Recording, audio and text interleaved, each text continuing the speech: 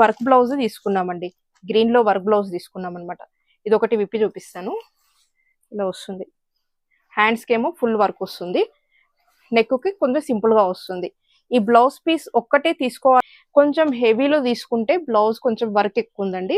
దీనికేమో మొత్తం ఈ కలర్ అండి. ఇదేమో ఆర్డర్ వచ్చింది కదా. ఇది పళ్ళు వస్తుంది అనమాట.